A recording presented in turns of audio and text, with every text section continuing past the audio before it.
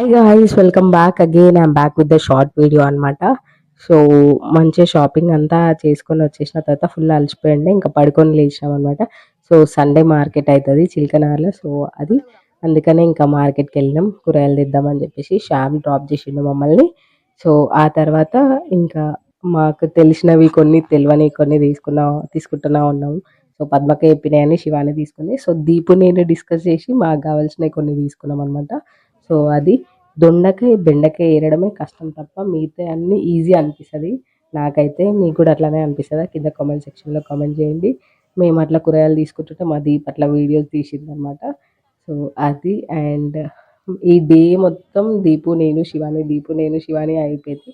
So ముగ్గురం పొద్దున్నుంచి తిరుగుతూనే ఉన్నామనమాట. సో అది అండ్ ఇంకా లాస్ట్ ఫైనల్‌గా పానీపూరి చేసేసినామనమాట కడుపులో.